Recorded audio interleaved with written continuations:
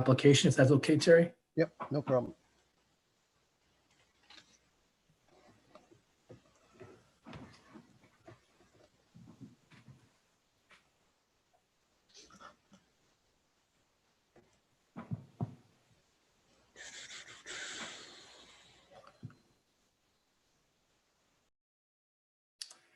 I think we're ready to go. It's 9 o'clock.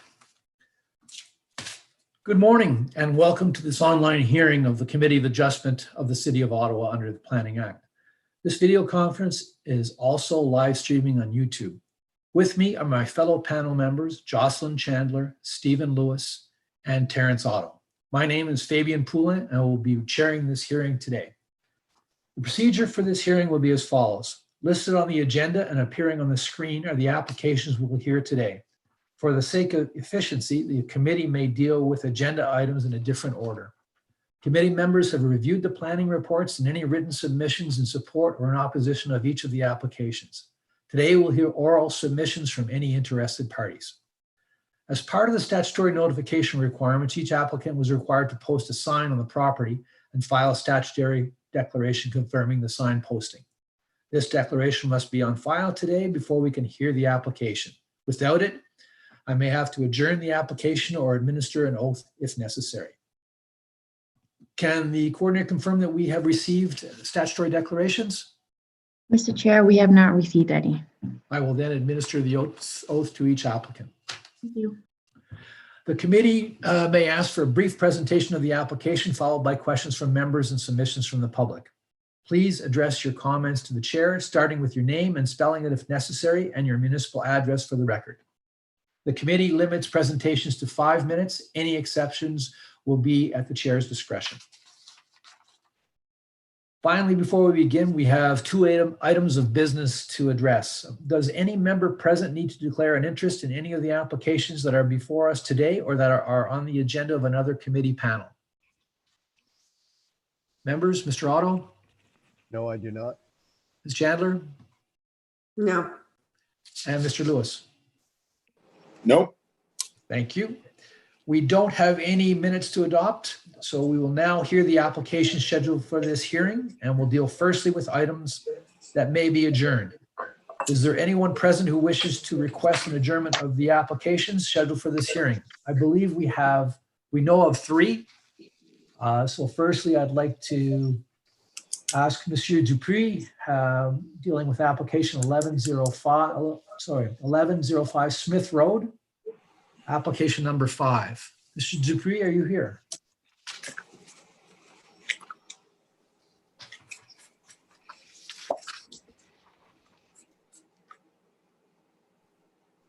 Monsieur Dupuis? Hi, I'm Wendy Royer. I'm here. Mario's not here. Okay, great. Yeah. Hello, Ms. Royer. Hello, how are you? I am just great. How are you? Good, thank you. I believe there is an adjournment request by PED, by Krishan Walker. Mr. Walker, would you be able to address this issue, please? Morning, Mr. Chair. The department is requesting that the application be adjourned because upon review of the application, it was discovered that the proposed detached garage did not conform with the maximum permitted height for the applicable zone. Also, the variance requested did not include the area of the existing shed within that's at the rear of the property. And so the applicant would need to either modify their variance to include the existing shed and the height increase, or reduce the height of the proposed garage and remove the shed from the rear of the property. In each of those cases, Mr. Walker, is going to require recirculation? Through you, Mr. Chair, that's a question best suited for committee staff, but I believe a recirculation would be required. Okay, thank you. Ms. Royer, do you have any comments? I do, yeah. So we did resubmit the plans with a reduced height once we heard about that concern. So we sent that back last week. And then the next day we heard about the concern about the shed not being included. And although we had included the shed in our cover letter and on our plan, the actual size of the shed wasn't included on the plan. and the dimensions of it wasn't included in the amount that we included for the new garage. So we can change that, no problem, but we've already changed the height of the garage. Okay. I believe, Madam Deputy Secretary, that this is going to require recirculation. Is that correct? Yes, it will, Mr. Chairman. Okay. So in that case, we do need to adjourn this application. What date would be appropriate for you, Ms. Boyer? Mr. Chair, if I may, Sure. I'm sorry, Mr. Lewis. just, it's a reduced height is less than what was submitted in the original application. So seeing it's less, does that require it be resubmitted? Like if it went more, yes, but less? I believe there's also the size of the two structures. They have to have a minor variance for the total size. It's greater than the allowed amount. Okay. That is correct, Mr. Chair. If the shed was not included or removed, I would assume the application would go forward. But if the intent of the applicant is to retain that shed, then a recirculation of that number, because it is greater than what we circulated, would be necessary. Thank you. Thank you, Madam Secretary. Any comments, Ms. Royer? Yeah, I'm just wondering, we did include the size of the shed that it was staying and that it was on the cover letter. Does that still constitute, and it was included in the drawings of our lot with the new garage? So now it's just a matter of putting in the size of the shed included in the size of the garage on the actual application? Yeah, that'll be the variance that you're looking for. So that's what we have yes. to resubmit for? Yes, ma'am. Okay. Okay, so we have, the earliest one is July 13th. We're getting very, very full on that. Sorry, January 13th, Oh. not July, January. Oh my gosh. I saw your hand go up. Holy cow, must have been, okay. January 13th is the earliest we My can hear husband's this gonna kill date. me. Okay. Yes, that's January fine. 13th. That's fine. Okay, Thank you. so if everybody's in favor, panel, we'll adjourn this to January the 13th. All in favor, please raise your hands. Okay, so you're adjourned to January 13th. Thank you. Thank you. Now we have, I believe, application number 11. Mr. Shipman, are you available?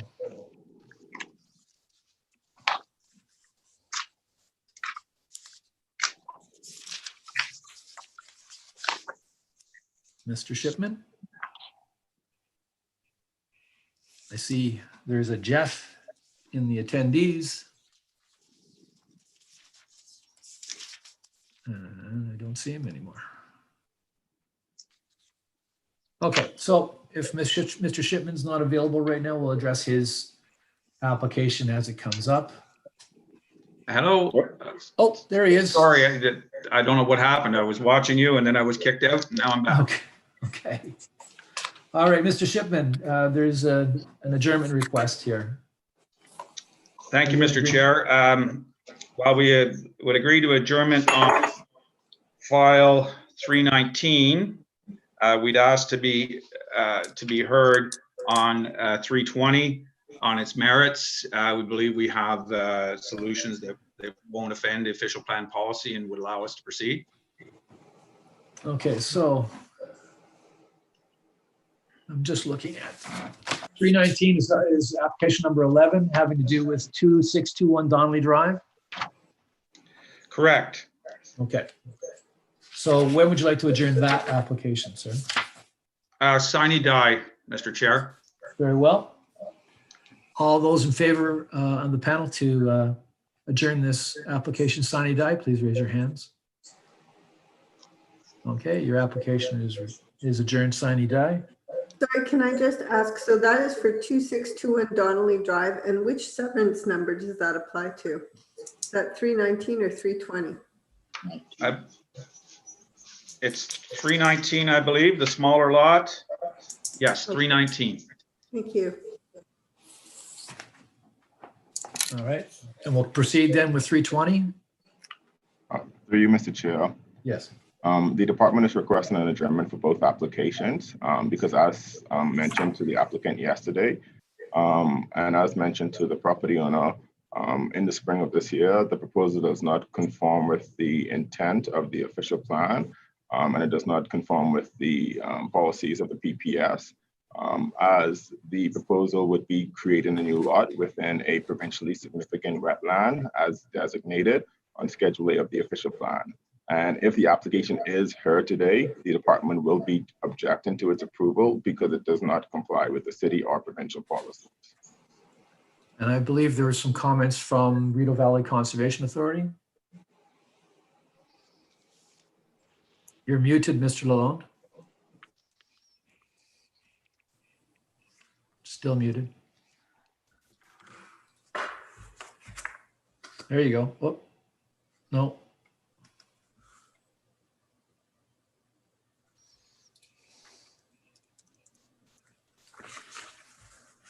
Still don't hear you. How's that? There you go. There you go. Okay, the Conservation Authority is also requesting an adjournment for the application, specifically on the note that as part of the review, the building envelopes weren't identified on the property in terms of their relationship to and proximity to the natural heritage features on the lot.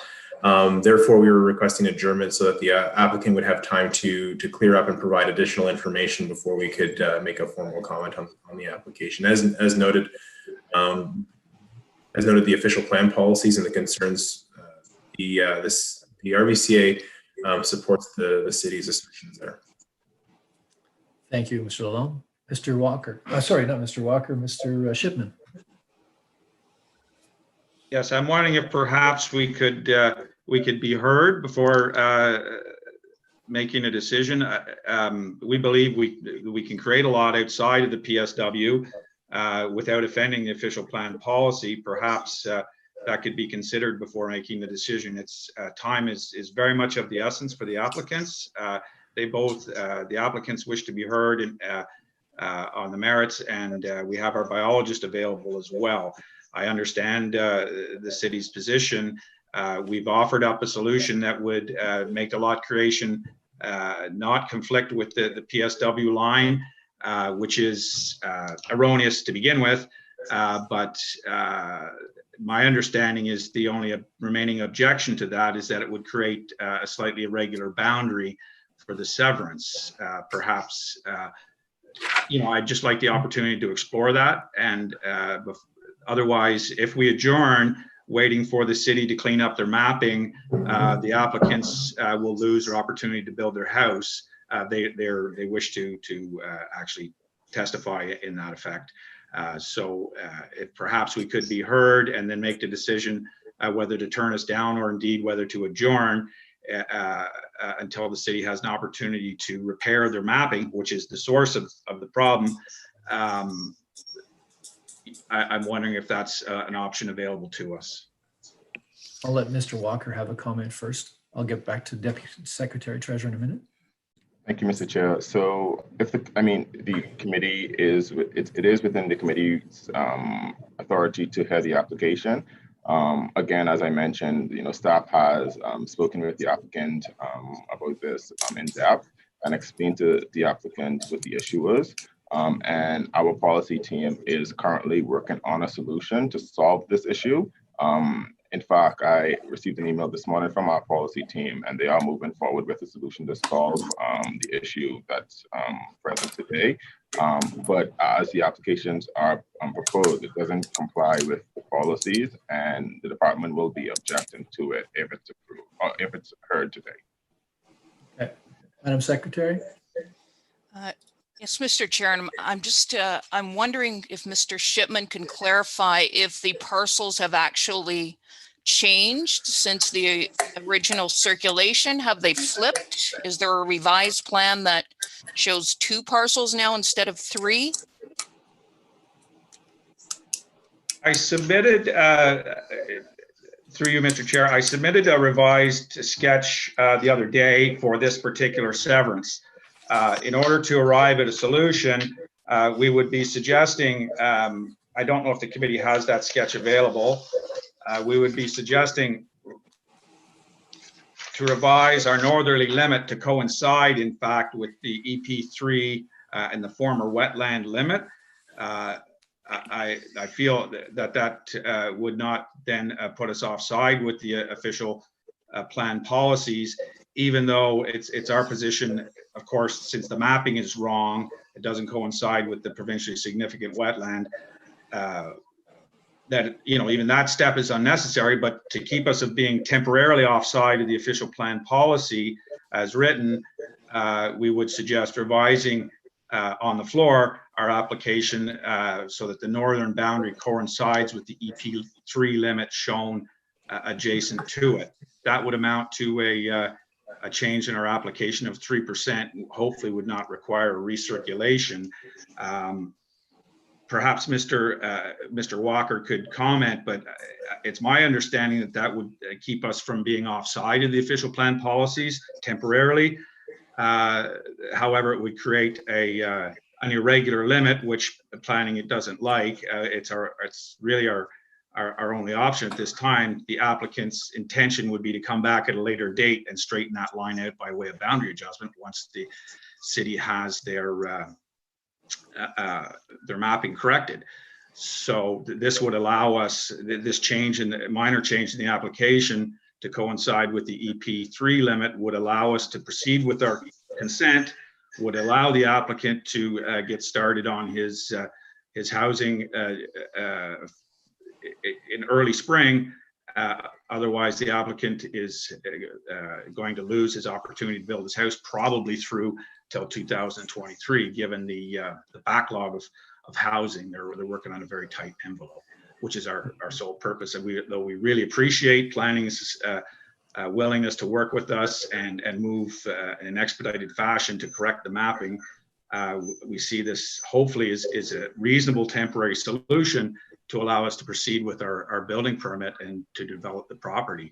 Otherwise, as I said, the applicants are going to be shut out till probably 2023. Just before I get to you, Mr. Walker, Mr. Lewis, you had a comment? Just my thoughts on it, Mr. Chair, if we could. The applicants want to go ahead and be heard. I think that's their right. If we don't think it makes sense, we deny it. City's happy. If we think it makes sense, we can approve this thing. In the meantime, the city's working on it. In the next few weeks, maybe the city's plan and the applicant's plan will come together and everything's happily ever after. If not, the applicant's going to have to go back, in my understanding, to square one. I would let them take the chance. There's my 2 cents, sir. Okay, thank you. Mr. Walker, one last comment? Thank you, Mr. Chair. So what Mr. Shipman is proposing does not constitute good planning. Furthermore, you know, while we do have a policy issue, there's also issues with there's also concerns with the EIS that was submitted to support the application that would need to be addressed in order for staff to make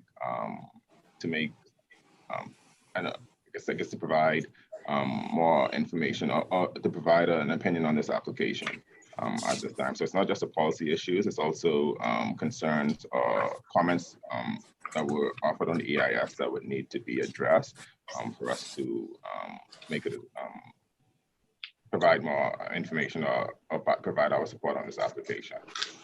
Thank you, Mr. Walker. Mr. Otto, do you have any comments on the adjournment, or would you like to hear this application?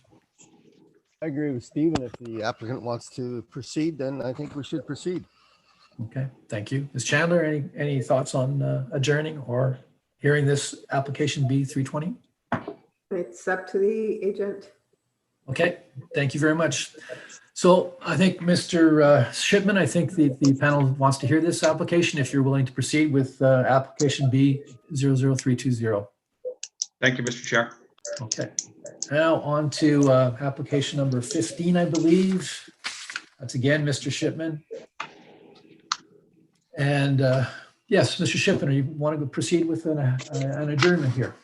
Thank you, Mr. Chair. No, we'll proceed with the adjournment. We're pending a meeting with the Conservation Authority and planning to resolve some outstanding concerns in respect to the floodplain. As you know, this application has previously been approved with smaller lots. Unfortunately, our subsurface geology required us to go to larger lots than permitted under the official plan and zoning bylaw in order to have full containment of our nitrates. So that's why we're back at the table, but we're willing to adjourn to the earliest available opportunity that we'll meet with planning's agenda to try and resolve any concerns that they may have. Okay, I think both the planning and conservation partners both would like to have an adjournment. So what date would be good for you, Mr. Shipman? Well, perhaps we could ask staff what might suit them. I know it's kind of hard to get together a meeting. I'm at the earliest opportunity is great for me. I don't know if that if the January 13th Okay. satisfy. Mr. Walker, have you got any thoughts on when the next hearing should be for this application? Thank you, Mr. Chair. So the January 13th meeting would not work for the department. I think that the earliest that the application should be back before the committee would be the second hearing in February. So that would be the 17th of February, Madam Deputy Secretary? That is correct, Mr. Chair, 17th. Yeah. So if you're in agreement with that, Mr. Shipman, does that work? That's an awful lot. Is there a second meeting in January? I don't understand. There is not. There is not. No. All right, we'll just have to go with that then. Thank you. Okay. So all in favor, panel, of adjourning this application to the 17th? Raise your hand. Thank you. It's adjourned to the 17th of February. Thank you. Any other applications that would like to be adjourned today? Okay, so now we'll proceed in order, starting with application number 1. Let me just find my notes here. Application number 1 is having to do with 2241 O'Toole Road. I'm looking for Mr. Willard Williams. Are you available, Mr. Williams? Or Yes, Wanda McWilliams? we're both here.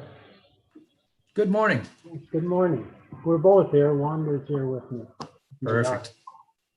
Thank you. Would you like to give us a brief overview of what you'd like to do here today in your application? Well, we farm at Navan, actually, but I've got this 200 acres out near Cumberland. And there's the buildings that we don't use actually with our farming operation.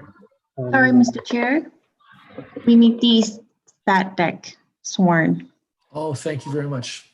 Thank you. About that. I have to administer an oath, Mr. McWilliams, because we need to have a statutory declaration for the sign posting on your property. Are you able to take that oath now? Yes, it's in there. Okay. Do you solemnly swear or affirm that the notice provided by the committee was posted at the property to which the application applies for the prescribed number of days before the hearing as instructed and was clearly visible and legible during that time? Do you swear? Yes, I do. Thank you. Please proceed.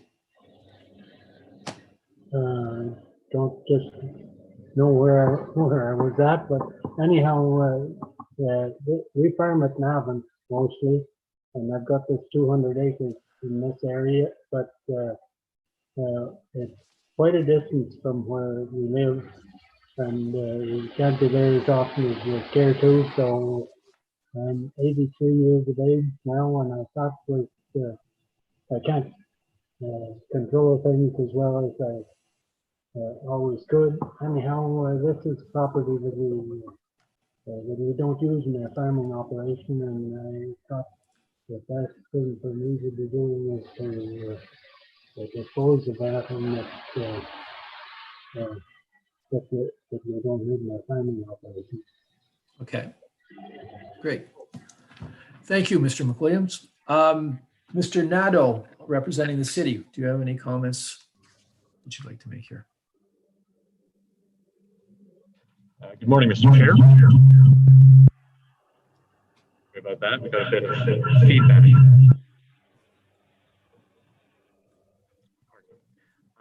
No concerns. Thank you very much. I don't believe that there are any objections from our conservation partners. Any questions, comments, or concern from the panel? Mr. Lewis? No concerns, no comments. Thank you. Ms. Chandler? None. Mr. Otto? None, thank you. Being there no further questions or comments, I'd like to ask the panel for approval of this application. All those in favor, please raise your hand. Your application is approved, Mr. McWilliams. Thank you. Thank you very much. We'll move on to application number 2, having to do with 1700-1712 Divine Road. Is Catherine Walsh available?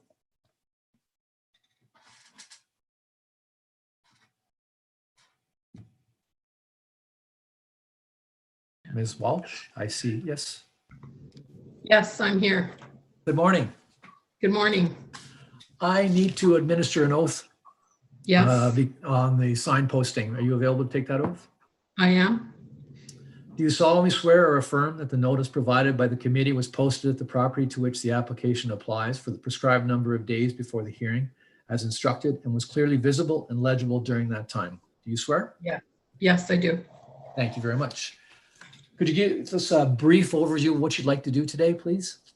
I would like to split my property basically in half in order that my nephew and his family build a house on the severed half. Perfect. Thank you very much. Okay. Okay. And I hope I'm saying your last name correct. Sole Carabajal. Is that the way I say it? Thank you, Mr. Chair. The department has no concerns with the proposal. Okay, thank you very much. And I don't see that there are any objections for Conservation Authority. I'd like to ask the panel if they have any questions, comments, or concerns. Mr. Otto. No, I have no concerns. Are there any conditions that the applicant is aware of? Good point. Thank you very much, Mr. Otto. We have some conditions that are applied to this application. Are you aware of them, Ms. Walsh? Yes. Are you satisfied with them? Yes. Yes, as far as I know, I will have no problem with them. Okay. Thank you. Thank you again, Mr. Otto. Do you have any comments, questions, or concerns? No, I'm fine with it now, thank you. Ms. Chandler? None. Thank you. Mr. Lewis? But just back to something we spoke about, is there pipe water here or are you on wells? We're on city water. Okay, thank you. That clears up a question we were talking about. Thank you. Thank you, Mr. Lewis. There being no further questions or comments, I'd like to ask the panel for approval of this application. All in favor, please raise your hand. Your application is approved, Ms. Walsh. Thank you very much. Thank you.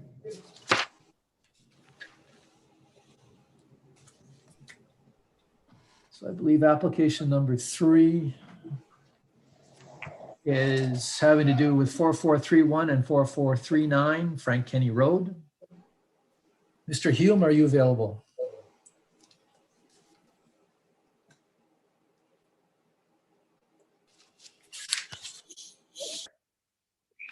Good morning, Mr. Hume. Good morning, Mr. Chairman. Pleased to be here. I'm joined today by Peter Huseman and Jerry Dugas. I don't know if I don't see them, but they may be listening in, the Okay. owners of the property. Okay. I see a phone number that's listening in, but I'm not sure whether that's them or not. Mr. Hume, we have to administer an oath pertaining to the statutory declaration required for the signs posting. Right. Do you solemnly swear or affirm that the notice provided by the committee was posted at the property to which the application applies for the prescribed number of days before the hearing as instructed and was clearly visible and legible during that time? I do. Thank you very much. Please proceed with a brief overview of your application, sir. So, Mr. Chairman, if I could, we've read the city's comments with respect to the application, and we'd like to discuss before we get into the meat of the issue, the way forward with respect to the application. And that's because we want to be respectful with respect to the committee's jurisdiction and their ability we don't want to put them in an awkward position in having to interpret a policymaker's intent. So in our view, we're comfortable with doing one of two things. We're happy to move forward with the application today and have you decide on it. We think that we have merit, but if the committee believes that it would like more clear direction with respect to the intent of the city council when they approve the policy, we're prepared to make some, we're prepared to change the application such that you'd be able to get that direction. And if you can follow me for just, if you can indulge me for just a second, the main thrust of the city's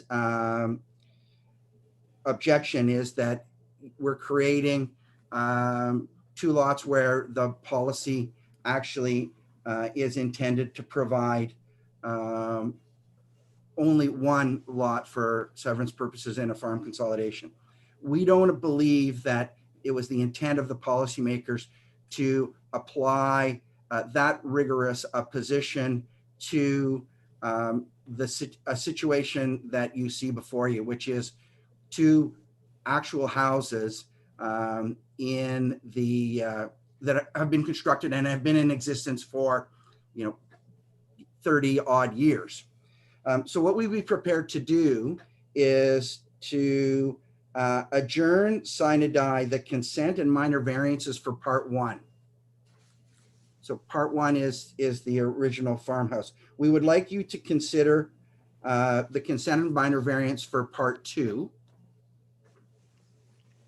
and impose the condition in the official plan that we go forward and rezone the remnant parcel. We would then, so we'd make that application, and then we would bring forward the city and the policymakers would have to decide what their real intent was with an existing situation like this. So we go and we rezone the property and city council says, no, we never intended you to have to tear down that house to achieve the farm severance. If we received that intent from the city, we would come back to you, I don't know how you reactivate the adjourned application, and you could consider part 1 at the time. If the city said no, city council says no, we really intended you to have to remove that dwelling, regardless of whether it is a mobile dwelling or another dwelling. We would be faced with a question of the owner would then have to decide whether he is going to remove that dwelling to comply with the city's requirement and complete the severance, or let the severance expire and things would continue on as they are today. So there's really 2 paths here we see, and we just want to make sure that we want you to feel that you have enough information to make the right to make an informed decision. So Thank you, Mr. Hume. What I'm confused about now is if I'm looking at your consent application and looking at your minor variances, you're talking about part 1, part 2. We've got file numbers. So I'd like to marry the file numbers with the part 1 and part 2, please. Okay, so good question. I was working off the reference plan. If you can just indulge me for 2 seconds, I'll go to that.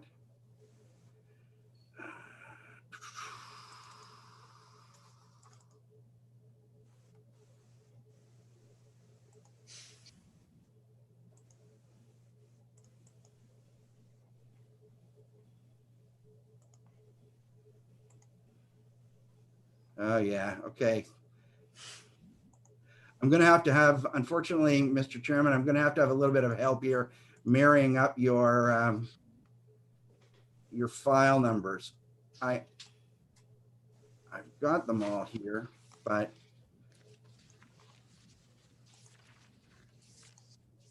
if there's a survey that we included with our presentation. Part one is, I'm sorry, I don't have the note. One of the problems with doing this is I don't have all the. I've got municipal addresses. Will that help? Yeah, sure. Okay, that's easy. That's So much we- easier. So Okay, we would- 4439 Frank Kinney Road is having to do with file number B00331. okay, so 4439 is what we would call part two. And you can see Okay. it on the reference plan in front of you. Okay, and then the other one's So- part one. And the other one's part one. Okay. So what would you like to do? I was looking for some guidance from the committee. I've given you two options that we're happy to take either one, depending on where the committee feels that, if it feels that it has enough information to move forward. I think Mr. Huseman, I see him on the screen there. He would be happy to have the applications heard today. However, if the committee feels it needs more information on what the actual intent of the policymakers was, we're prepared to follow a different path to get you that information. Okay, thank you. Mr. Walker, do you have any comments with respect to the adjournment of part one, which is B00332 and A00296? Mr. Chair, the department reviewed this application and objects to its approval as the policies both at the provincial level and at the municipal level are pretty clear that what is being proposed now is not permitted whatsoever. If the applicant would like to adjourn one of the applications, staff is of the opinion that both should be adjourned. The applicant should come in, meet with staff, meet with our policy teams, and if need be, get the ministry involved to have a fulsome conversation of the intent of the policies. But the department is of the opinion that the policies at both the provincial level and municipal level is very clear that if a farm help accommodation is no longer required, it should be torn down and not be used as or not be severed away from the farm parcel.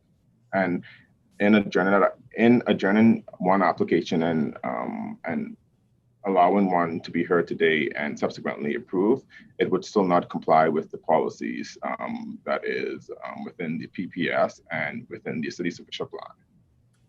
Thank you. Sounds to me, Mr. Hume, that we need to hear both of them. If you want to go proceed today, we'll have to hear both. Otherwise, you'd like to adjourn this application and your consent application and the minor variance applications. We'll hear them at another time when you've completed your consultation with staff. Well, I'm not sure we're going to be any further ahead with consultation with the staff. But Mr. Huseman, I'll look to Mr. Huseman and he can weigh in on whether we proceed today or we seek an adjournment. Proceed today. There you go. I think Okay. So then please proceed and give us a brief overview of what you'd like to do here today. okay. So if we can, we have a bit of a brief presentation for you, Mr. Chairman.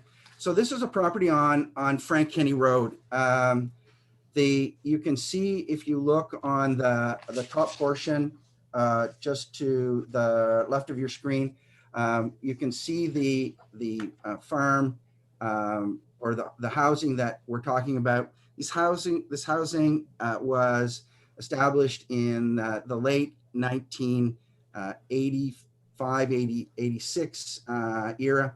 And it was the Dugas homestead.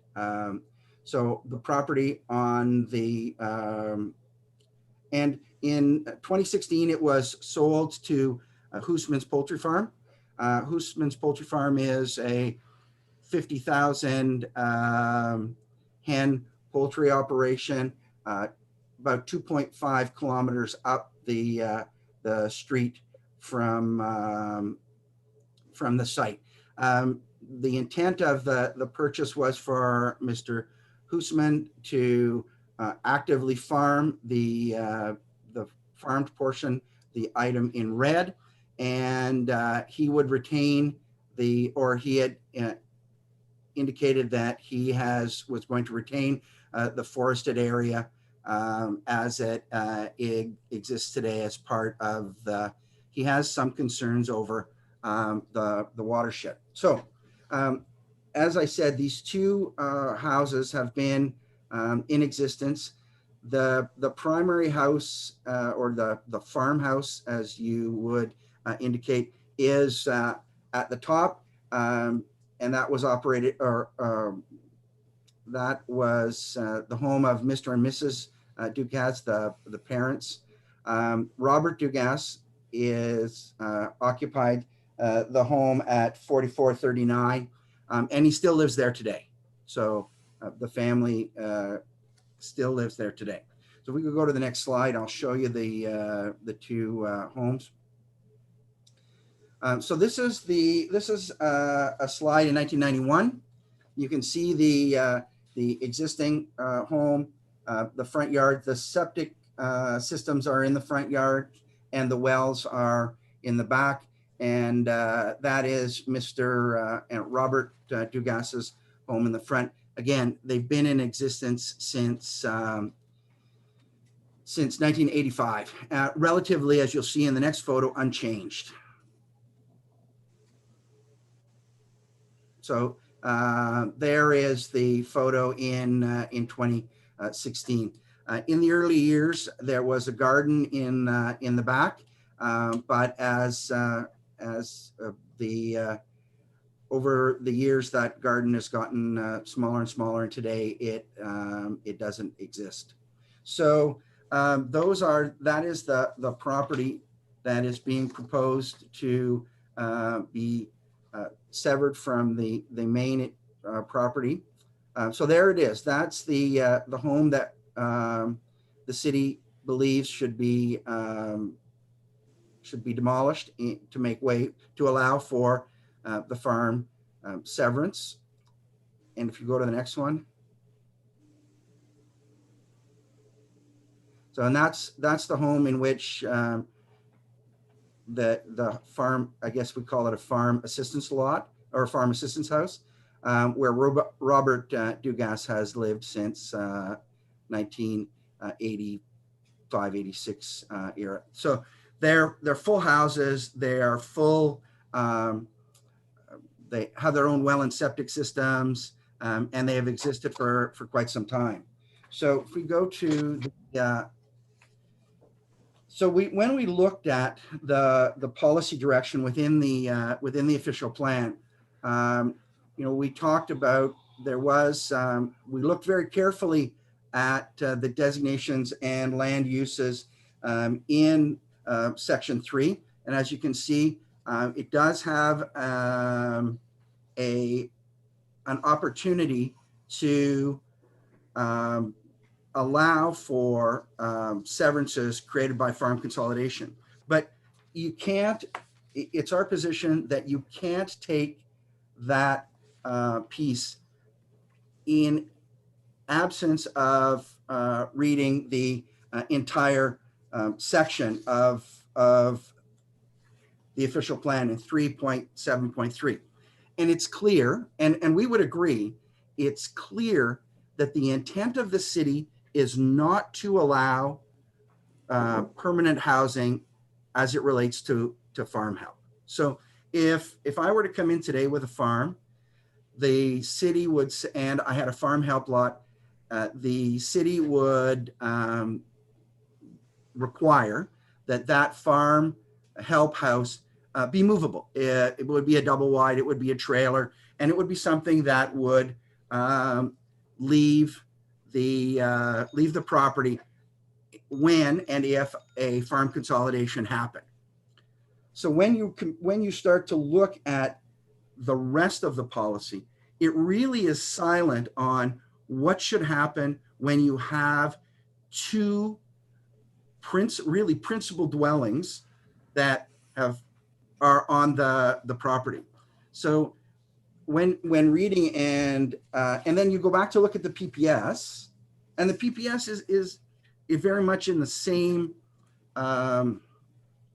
it follows the same line of thinking, but it is relatively silent on what to do in the odd case that we find ourselves with today: two properties, two houses, and in the case, it doesn't seem reasonable that the policy, and it's not explicit in the policy, but it doesn't seem reasonable that in order to achieve a farm severance in a consolidation piece, that you would be required to, in essence, tear down an existing dwelling that is not intended to be in any way movable to achieve that point. So when you go back to the beginning and you look at what the objectives of the policy is: to protect the agricultural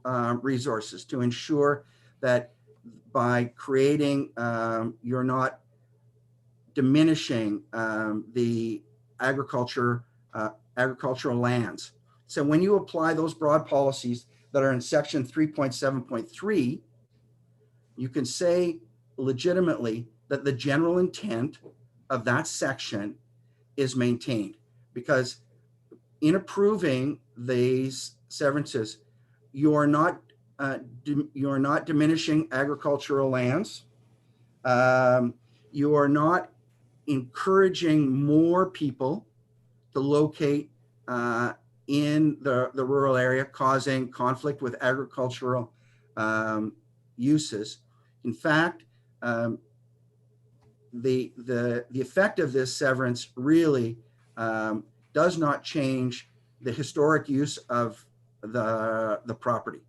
So it's our opinion that when you look at the general and the four tests, one of the tests is the general intent and purpose of the official plan maintained. And I'm not saying that that's a definitive. When you look at a minor variance, you're looking at general intent. We looked at this and we said the general intent of the official plan is maintained, and therefore the minor variances and the consents were appropriate in this case. Okay, thank you, Mr. Hume. Mr. Walker, do you have any comments on behalf of the city? Thank you, Mr. Chair. So as staff has explicitly expressed in our report submitted, the proposal does not maintain the intent of the official plan policies or the intent of the policies within the PPS or the intent of the policies within publication 851 that was issued by OMAFRA that talks about permitted uses within the Ontario prime agricultural area.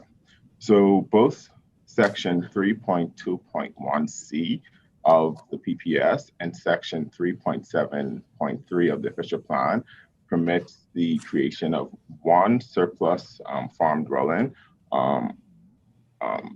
the severance of one surplus farm dwelling. What the applicant is proposing is two surplus farm dwelling severances on the property. The intent of the second dwelling on the property when it was approved was to allow for a farm help accommodation. Now, Mr. Hume had mentioned that because it's not a mobile home, or it should not consider as a farm help dwelling, but the policies within the city's official plan and the policies from the province does not say that it must be a mobile home. While it is recommended that those farm help accommodations be mobile home or something that can be easily removed, it doesn't explicitly say that it must be a mobile home. Also, I would add that at the time of construction, and as Mr. Hume confirmed last year when he had first contacted the city, both dwellings had an independent septic system, but they shared a well. And this is per the information which was received by Mr. Hume. Now, in the cover letter, it says that each house has an independent well. And so I can only assume that after Mr. Hume was made aware of staff's objection to the proposal last year, that a second well was installed on the property to sort of, I guess, create a strong argument to allow for the severance of both houses from the lot. But that being said, with the information that has been provided in staff's report and the information that I have provided, staff is objection to the approval of this application as it does not comply with the policies within the city's official plan or the PPS, and it is not in line with the guidelines on permitted uses in Ontario prime agricultural area, which was issued by OMAFRA. Thank you, Mr. Walker. I'm going to ask the panel now if they have any questions, comments, or concerns. Mr. Otto? Yes, I guess I have two. My concern is that the official plan, especially the new one, is encouraging housing. They're continually saying there's a shortage of good housing and good homes in Ottawa. And it makes no sense to me that the city is basically demanding these things to be demolished if the property owner agrees to that sort of thing. So I have concerns about that. And Mr. Hausman, I guess my concern is I've run into situations where with all good intents, homes have been severed, and then later on the owners regret it because it interferes with their actual farm operation. So do you have any guidance to give us as to whether you're completely ready to rip down those homes, or are you prepared to accept problems that may happen in the future with different residences living there once it becomes severed and is sold? Mr. Hoosman? Yeah, I would like the buildings to exist. I will have no problems to sever them away because they're not anywhere near the main farm. So the intent in the first place to buy the place is because we're along the brook, and I wanted to leave the bush because if we tear the bush down, it increases the current of the water. So then my topsoil would be in somebody else's field or in the brook. So that was the main intent of buying the property, so we don't cut the trees.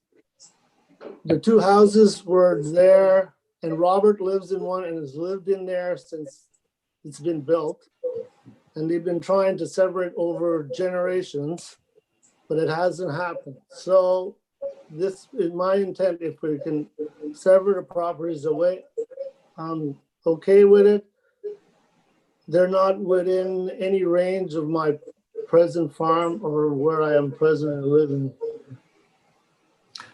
Thank you, Mr. Hoosman. Mr. Otto, anything further? No, that's fine. I'm happy with that. Thank you. Okay. Mr. Lewis, any questions, comments, or concerns? Just if these severances are granted and things are, what was going to change? Is anything going to change? Is anything going to be built? Is there's going to be no changes from what's there today? So right now we have, hey, no, right now we have a situation that doesn't conform. So why aren't we trying somehow? It seems like we're kind of a brick wall at maybe both sides. Why aren't we trying to make something that it kind of works? I understand you used to be able to build two houses on one property. So if nothing's going to change, I don't know. You want to reserve on this, Mr. Chair? It's up to you. It's a tough one. I'll first get Ms. Chandler's comments, and then I'll pull the panel then. Ms. Chandler, any questions, comments, or concerns? I do have a couple. I'm curious why, when Mr. Hume did the presentation, why he indicated that it was the house at 4431 that the city wanted removed rather than the house at 4439 that the city wanted removed? Oh, I just, I think it's either one. Okay. In that case, the city's position is that one of the dwellings should be removed. I'm just not, I just wasn't prepared to say that Robert Dugas, who lives in that house, should move so that we could tear down, so the city could tear down his house. I mean, I understand. Okay, I just wanted that clarified. Yeah. My second question is, and maybe this would be helpful if the air photo showing with the two severances boundaries put on it was put up by the coordinator. But I'd like to know where the well at 4439 is on the property. You know what slide that is, Mr. Hume? Our coordinator. Yeah, so 4439. So that if she can put up the survey, I can show her. Are you able to do that, Madam Coordinator? You mentioned they were behind the houses before. They are. Yeah. Yeah, I'd like to know where the one is for 4439. They're side by each. So if you look, if you see, you're looking at there's a long hedge between the two. And if you go to the end of the hedge on the right, you'll see the well for part one is above, and the well for part two is about 3 meters down, right on the 1.5 meters off of the, or sorry, 1.5 meters off the property. So there it is, well and well. Okay, so I'm not concerned about this for the same reason that Mr. Walker has raised. When was that well put in? The existing well was put in, I don't know when the existing well for part one. Part two is my interest. The second one was drilled a year ago. I want to say 18 months, but it may not be 18 months. All right. So here's that sort of brings me down to sort of my thoughts on one side. If these two, all right, generally, I agree with Mr. Walker. There really isn't a policy, a written policy that supports this approach to addressing these lands. However, I am a strong believer in the intent of policies. I think when policies are written, it's very hard to nail every single circumstance and accommodate it. That said, if we leverage the surplus farm dwelling as the intent for which both of these could be removed, in that they are surplus to the agricultural use intended on the land, a very clear direction in that policy, and you raised it yourself, Mr. Hume, 10C, the severed lot size to be the size that minimizes the loss of agricultural land. And it is my very strong feeling that part two does not meet that. Now, that the well was put. Can you say that again?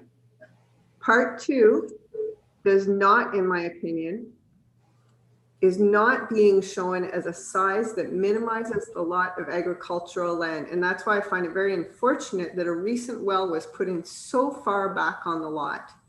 That I would be fairly comfortable with these two severances if they both met all the other requirements of the surplus farm dwelling. But part two does not. It is a much larger lot than is required to accommodate the dwelling, a sewage system, and a well if it had been put in the appropriate spot. So if I can offer, the idea wasn't, we weren't trying to maximize the size of the lot. In fact, we certainly could make that lot smaller. We were trying to follow the outlines of the farmed area and the non-farmed area. So if you could put up one of one of the air photos, we can show you. See, we were just, so the well is back. It's hard to zoom in, but the well is back at the end of the hedges. So we were trying to, can you go to one of the earlier air photos? So we were trying to follow sort of and maybe the next one is a bit better, if you can go to that one. So we were trying to follow sort of, if you can see the edge lines of the agricultural area there along the back property line. So we were trying to match those up to minimize and I think that Mr. Husman, if that's an issue, we certainly could make adjustments to make that smaller. It wasn't the intent to try and make it larger. In fact, we were trying to stay as far away from what we thought were the boundaries as possible. So, Thank you, Mr. Go ahead.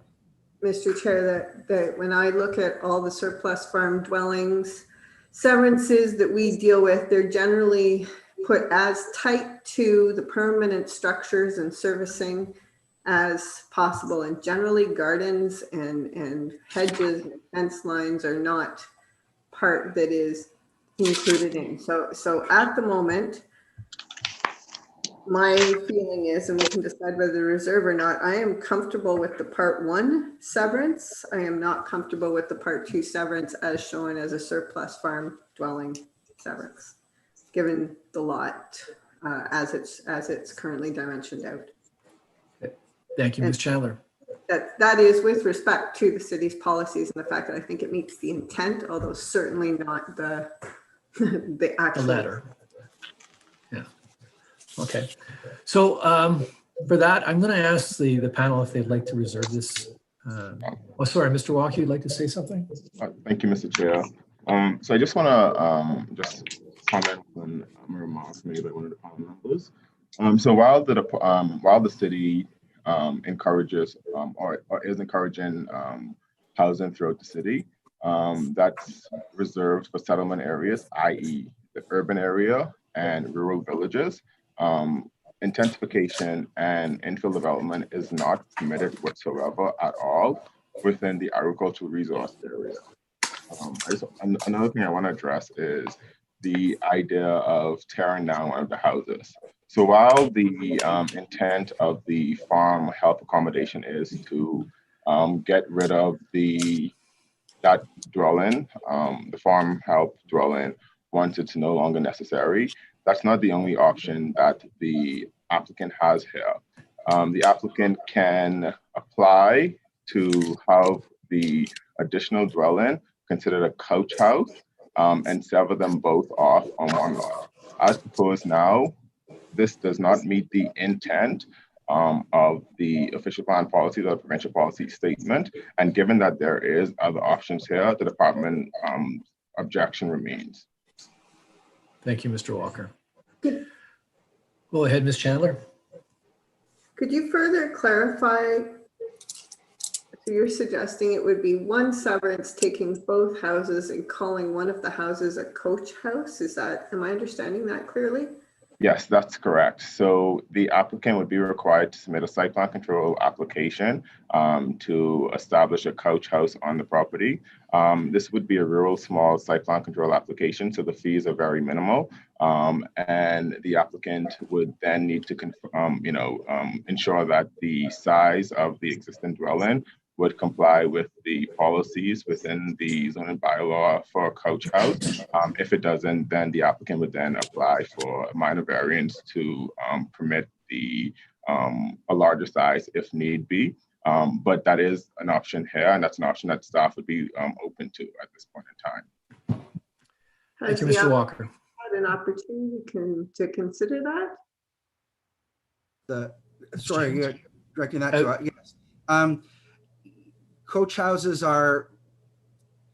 they're quite restrictive in their requirements. So we looked at it, but not in any detail. So okay. I can't say that we've really looked at it. It just talked about 2 lots to preserving the existing dwellings on one larger lot. and that didn't work for Mr. Husman. Okay, Mr. Walker. Yes, thank you, Mr. Chair. So while there are requirements for couch houses, as there are requirements for any development within the city of Ottawa, if the applicant would come in for a pre-consultation, staff would go over the requirements for a couch house for this property and determine if there are any non-compliance with the zoning for the couch house, and that can be addressed through a minor variance. Or it can be addressed through the zoning bylaw amendment that would be required for the retained farmland. So, Mr. Husman, I guess we have a couple of options here. Do you want to adjourn and go ahead and meet with Mr. Walker and see if you can work out a coach house agreement? The other one is to have the panel. I'm inclined to reserve on it and have a discussion after this, but they can also make a decision today on these applications. So to you, Mr. Husman, do you want to adjourn this application and then meet with Mr. Walker and the city to resolve some of these issues? Yeah, but problem is Robert's lived in this second house since it's been built. And the intent was to sever off this property For him. to two properties because I don't need him for my operation. Okay. All right, and the coach house is going to be, we'll have another property unless I sell the whole thing as a coach house, property with a coach house with it. Okay. So a coach house doesn't allow both Mr. Dugas, who lives in the house, to own the property, and Mr. Husman to own the other property. It's one or the other, right? Mm-hmm. So it's really not in the intent. I would say though that if the committee is, if the committee wants to condition option 2 or part 2. We're certainly willing to adjust the size of part 2 to meet Ms. Chandler's objection or concern more. The intent on our side was not to maximize the size of the lots, was to actually follow the historic pattern of the household use, to try and separate those out. So if there is a concern that we should make that smaller, I think Mr. Husman would say we would agree that we would do that if you would condition us, if the approval was conditioned to do that. Ms. Chandler? Sorry to keep this going, and while I appreciate that offer, I don't see how that can be conditioned, because we can't set the size or the location. We can't set it to staff to clear because they object to the application to begin with. My concern for you right now is if we proceed with making a decision, that you may end up with a severance that you actually don't want and left with the property unsevered that you do want, and conditions which are really difficult to clear. Okay, Mr. Walker, any questions, any comments further? Thank you, Mr. Chair. So staff has no further comments. Like I mentioned, we are willing to meet with the applicant to discuss an option, to move this forward. But as presented today, we object to the approval. Okay. So to that end, if we're going to be proceeding with this application, and I'd like to ask the staff, the panel would like to reserve on this, and we'll discuss it after this meeting. All in favor of reserving on this decision, please raise your hand.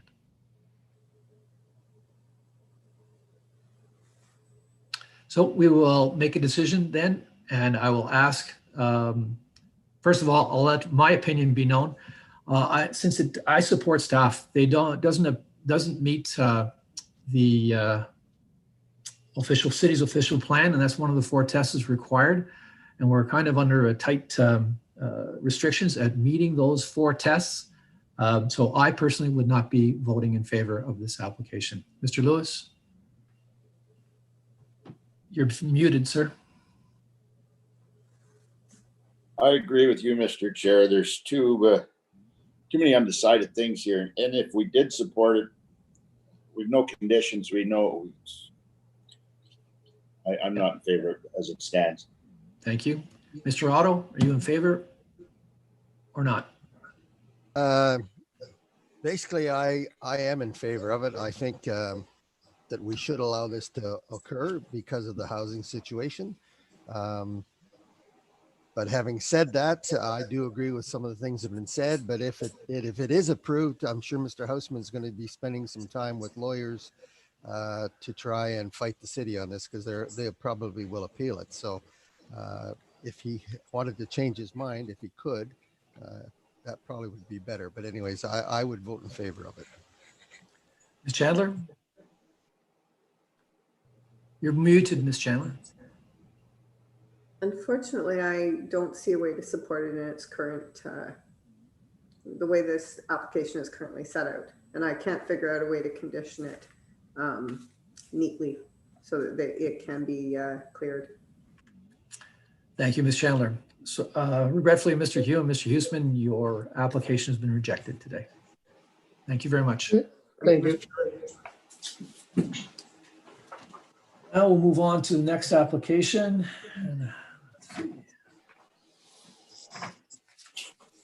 And that one has been adjourned. That's application number 5. We'll move on to application number 6.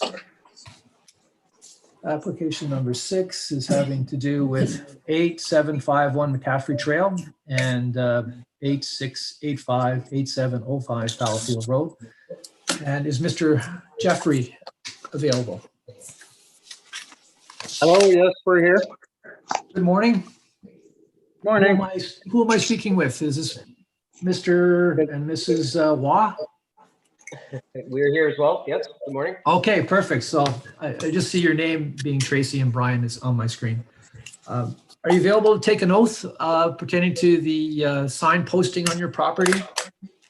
Yeah. Do you solemnly swear or affirm that the notice provided by the committee was posted at the property to which the application applies for the prescribed number of days before the hearing as instructed and was clearly visible and legible during that time? Do you swear? Yes. Thank you very much. And that was Tracy that made that affirmation. Is that correct? Yes, that's correct. Okay. So can you please just give us a brief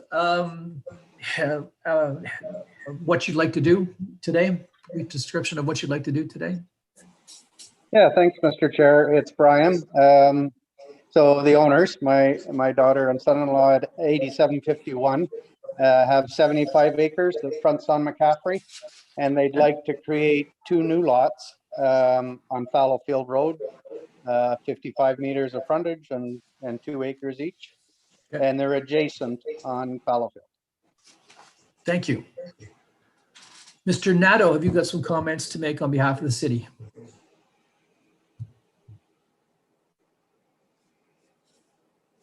No, Mr. Chair, the department has no concerns here.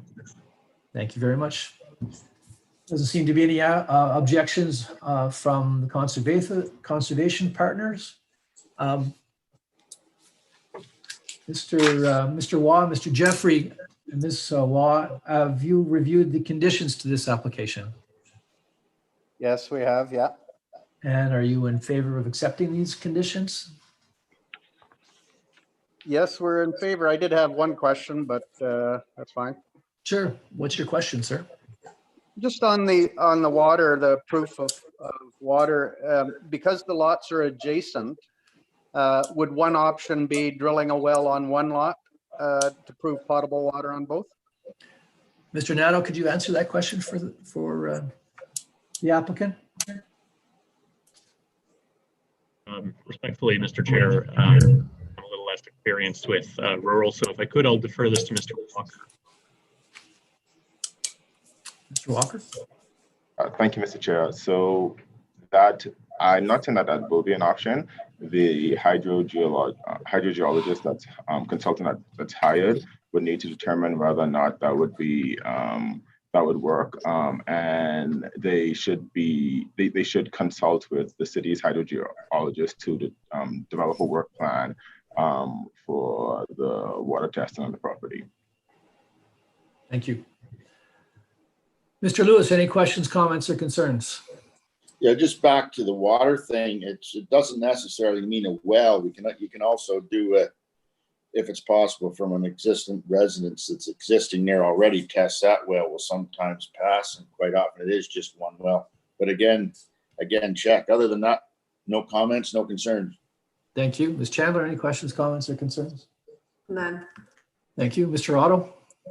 Yes, further to the well, I believe that after they consult with the water specialist at the City of Ottawa, they will find that what Stephen Lewis did say was correct. However, apparently, they won't give you a building permit. They'll reserve a 1-foot strip until there is a well drilled on the property that meets the standards. I believe that's the way it's worded. So you're sort of in between a rock and a hard place as far as the water goes. That's my understanding. Thank you. Does that answer your question, applicant? Not sure who to address here. That's fine. Okay. Yeah. So there being no further questions, comments, or concerns, I'd like to ask the panel for approval of this application. All in favor? Your application is approved. Thank you very much. Thank you. Thank you.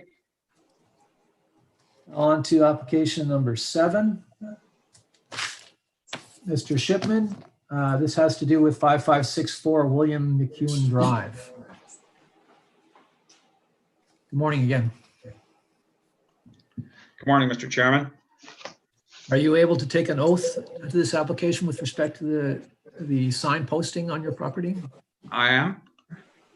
Do you solemnly swear or affirm that the notice provided by the committee was posted at the property to which the application applies for the prescribed number of days before the hearing as instructed and was clearly visible and legible during that time? Do you swear? I do. Thank you very much. Please proceed with a brief description of your application, sir. Thank you, Mr. Chairman. This is a fairly standard surplus farm dwelling severance. I believe we've severing off the house and septic and appurtenances from the balance of the farm on a parcel that coincides with the in large part with the tillable land on the property and the historical limits of the property that have been tilled, as evidenced by the photography and the facts on the ground. We've kept the laneway very narrow to avoid the loss of agricultural land to the north and south of the severed property. Our rezoning, as outlined in the staff report, would pick up that deficiency in frontage that would be created by the narrow width of our lot. Other than that, I believe we comply with the policies of the official plan. Thank you very much. Ms. Garavajal, I hope I'm saying that correctly. Do you have any comments? Thank you, Mr. Chair. The department has no concerns with the proposal. Thank you very much. I don't believe our conservation partners have any objections either. Mr. Shipman, are you aware of the 4 conditions for this approval of the application? Mr. Chair, we have no concerns, noting that the road widening condition is somewhat different than we've dealt with in the past, but I think that's water under the bridge. So we're satisfied with the conditions as proposed. Thank you very much. I'd like to ask the panel now for their comments, questions, or concerns. Mr. Otto? No, I'm fine with it. Thank you. Ms. Chandler? Ms. Chandler? Having a little fight with the mute button there. No comments. Thank you very much, Mr. Lewis. No comments. Okay, great. Thank you very much. I'd like to ask the panel for approval of this application. All in favor, please raise your hand. Your application is approved, Mr. Shipman. Thank you. Thank you, Mr. Chair. Thank you. I believe you're on the next one too, Mr. Shipman. I'd have to administer the oath in each case because they're all different applications. Are you prepared to take that oath with respect to the sign posting now? I am. You solemnly swear or affirm that the notice provided by the committee was posted at the property to which the application applies for the prescribed number of days before the hearing as instructed and was clearly visible and legible during that time? You swear? I do. Okay, so I'm gonna ask you, because this also pertains to item number 9, I believe, that we do number 9 before number 8. And that, according to our staff, was because you need to get that one approved before you get number 8 done. Agreed. Okay, so I'm asking you again to reaffirm the oath that you did for number 8 on number 9. That's all I'm asking. So you'll reaffirm? Yes, I do. Thank you. Okay, so we're going to do number 9 first. Please proceed, Mr. Shipman, with a brief description of number 9. Thank you, Mr. Chair. This application is a rehash of an application that was done some years ago. It was never completed by way of meeting conditions and affecting a conveyance. So we're back to accomplish that. As outlined in our reports and discussions with staff, the land at the back of the land to be severed at the back of number 5561 is effectively alienated from the rest of the subject property. Would serve, we believe, it would serve a better purpose of being attached to number 5561. So it's a pretty straightforward lot line adjustment. And we have no concerns with the conditions as the conditions proposed by planning. Thank you. Thank you very much. Mr. Walker, any questions or comments? Thank you, Mr. Chair. Staff has no concerns with the proposal. Thank you very much. Doesn't seem to be any objections by the Conservation Authority. I'd like to ask none the panel. here. Pardon me? No, none here. Okay, thank you very much, Mr. Allen. And now I'd ask the panel for their questions, comments, or concerns. Mr. Lewis? No problem. Ms. Chandler? None. Mr. Otto? None, thank you.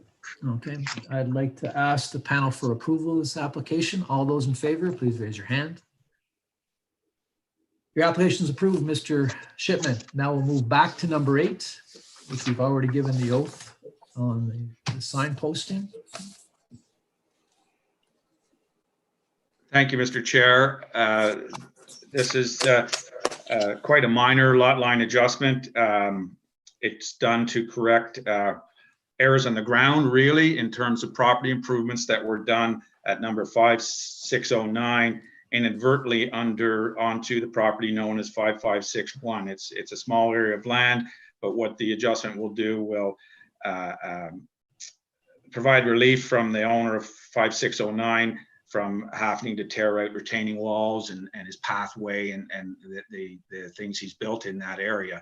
So it's kind of a reciprocal lot line adjustment. The deal been made, you know, we're conveying the one from the other as you're no doubt aware. So it's fairly minor adjustment, and it's just to recognize the facts on the ground, the location again of features that have been constructed on the ground. Thank you very much. Mr. Walker, do you have any comments on behalf of the city? Thank you, Mr. Chair. Staff has no concerns with the proposal. Thank you. And I don't believe the Conservation Authority has any comments or questions. Okay. Nope. Thank you. Mr. Shipman, are you aware of the conditions on this application? Yes, Mr. Chair, they're very straightforward. There's no road widening involved, just the standard conditions and the merging of title conditions, which are entirely appropriate. Thank you very much. I'd like to ask panel now for their questions, comments, or concerns. Mr. Otto? No questions, thank you. Mr. Lewis? No concern. Ms. Chandler? None. Thank you very much. I'd like to ask the panel for approval of this application. All those in favor, please raise your hand. Your application is approved, Mr. Shipman. Thank you. Now we'll move on to application number 10. Again, this is for you, Mr. Shipman, I believe. I have to administer that oath once again. Do you solemnly swear or affirm that the notice provided by the committee was posted to the property to which the application applies for the prescribed number of days before the hearing as instructed and was clearly visible and legible during that time? I Ms. do. Swart? Thank you very much. Please proceed with a brief description of your application.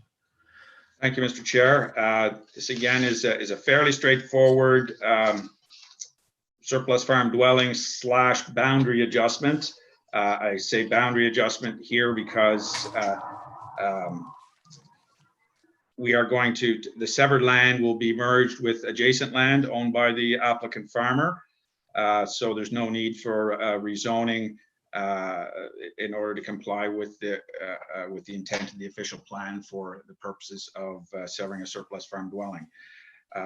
So the purchasing farmer is to have the retained land merged with his adjacent farm in behind.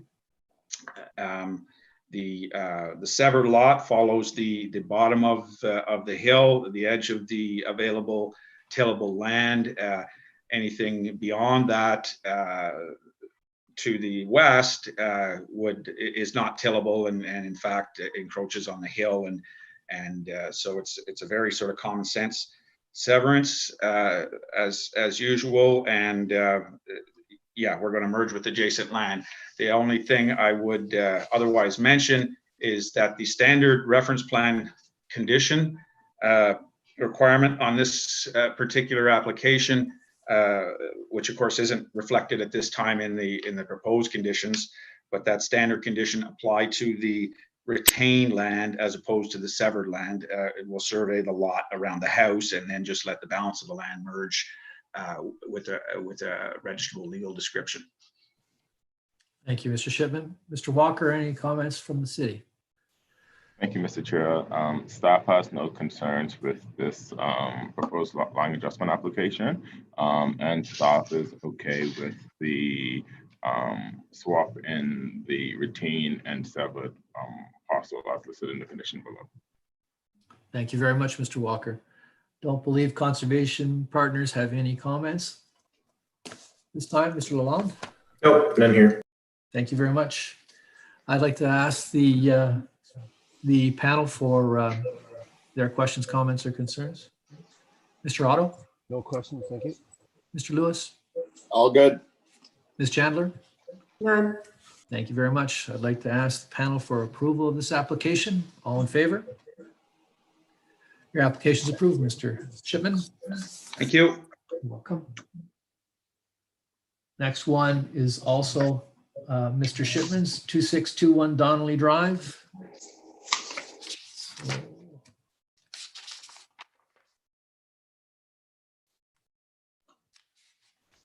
Oh, is this one did we do this one already? Do we adjourn this one? I'm just trying to remember. This is the one that we asked to be heard on. Gotcha. Okay. Please proceed, Mr. Shipman. I have to administer the oath on this particular property for the sign posting. Do you solemnly swear or affirm that the notice provided by the committee was posted at the property to which the application applies for the prescribed number of days before the hearing as instructed and was clearly visible and legible during that time? Please proceed, Mr. Shipman. Thank you. Thank you. I guess, but in the interest, thank you. I guess in the interest of perhaps saving some time, I'd first, what we're going to propose is that we adjust with the committee's permission, that we adjust our application to bring the severance line between which shown here is the severed and retained parcels, that we bring that up, move that to the north so it doesn't conflict with the EP limit.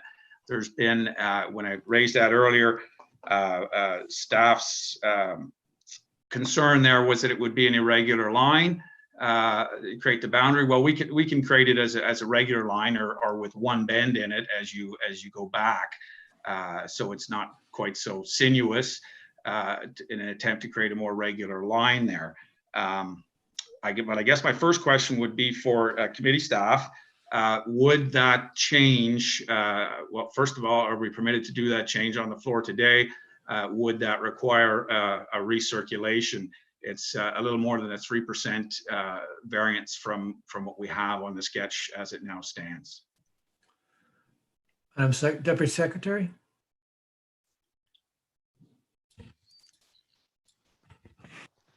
Yes, Mr. Chairman. I believe it's basically, we would have to revise the notice that was circulated to reflect the current plan that is before the committee. Thank you. So it would require recirculation. Correct. Then I guess that being the case, and our only viable option I see is to do that. I guess we're going to probably have to adjourn. I'd like to give the applicants opportunity perhaps to address the committee, but if our only solution is going to require a recirculation, we're going to be faced with an adjournment regardless, I believe. True. Yeah.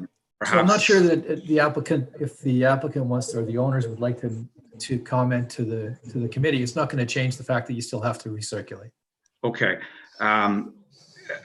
So perhaps, I guess, in the interest of saving everybody's time, we're going to have to adjourn to the earliest possible opportunity. Perhaps Mr. Walker could weigh in on what he feels the earliest opportunity to resolve the other errors in the mapping might be. Mr. Walker? Thank you, Mr. Chair. So as I stated earlier, our policy team, they have been made aware of the discrepancy in the mapping due to the ministry modifying the boundaries of the PSW without notifying the city. And so as a result, we did not update our boundaries to coincide with their boundaries.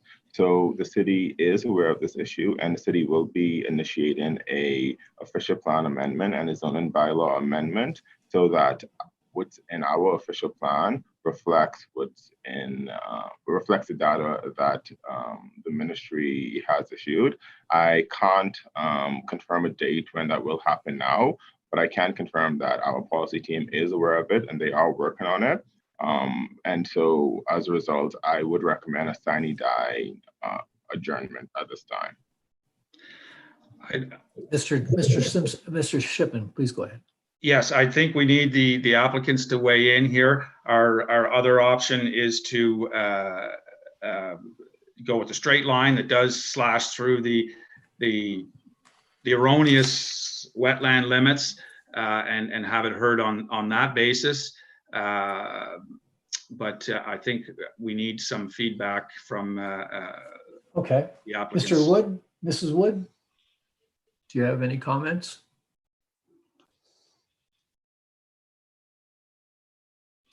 You're muted. There we go. You're still muted, so you need to unmute.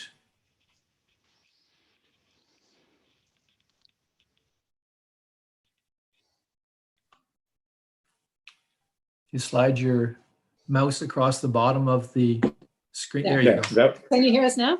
Yes, we can. Thank you, Thank you. Mr. Chair. Good morning. I'm Joyce Wood, and this is my husband, Ted. I'd like to give you a quick picture of who we are and what we believe in. For starters, we met back in the 60s when we began the first recycling program in our hometown. Since then, our commitment to the environment has never wavered. In fact, Ted got his degree in forestry and went to work for the Canadian Forestry Service. Later, he was a director at the Commissioner for the Environment and Sustainable Development through its inception. As for me, my career was unrelated, but I love being outside, and my #1 hobby has always been gardening. We both care about the land. We both firmly believe that our proposal today will not negatively impact any wetlands or other environmental factors. We have lived here for 21 years. We raised 2 children here. My mother-in-law lived with us for many years. We have a wonderful horse farm, complete with barn, arena, fenced paddocks, and hay fields. We've been very happy here, have lots of friends, and are actively involved in the community. We also have an environmental farm plan, which was sanctioned by the province. But now, both the kids are married and gone. The horses are gone. My mother-in-law passed away several years ago. The house is way too big for us, and maintenance of the farm has gotten to be just too much for us as we age, especially considering that we no longer use all those facilities. But we don't want to move away.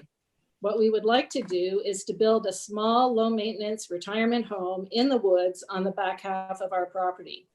Aside from going for walks there and admiring the views, while we can, we would like to continue our work in our managed forest that we've already been working on for many years. For example, each spring we plant native trees and have over 2,000 so far. We are also in the second generation of our forest management plan for the woodlot. This plan is registered with the province and outlines the best practices to maintain the forest, including wetlands and wildlife, for the long term. To realize our dream, of course, we would need to sell the horse farm as a viable operation in order to be able to finance our new build. Now I'll turn you over to Ted, who will talk about the specifics. Just very briefly, thank you, Chair. Thank you for the opportunity to address the committee. I'd like to talk about the concern expressed by city staff, and perhaps you can explain to me what's happening, because I don't get it. As I understand it, staff are unhappy with the designation of the hay fields in the lot containing the house and barn. One of their maps shows it as provincially significant wetland, while another does not. This is the basis for their, I believe this is the basis for their concern. The problem is the field is not provincially significant wetland. About 10 years ago, we had a senior ecologist from the OMNR walk the area to assess it. He agreed the middle section composed of the mature white pine stand and the surrounding fields were not PSW. This designation was removed from provincial mapping. Furthermore, just to explain, last summer we took 56 large round bales of very nice hay off the field in its first cut. Second cut was only about 20-25 bales because it had been such a dry summer.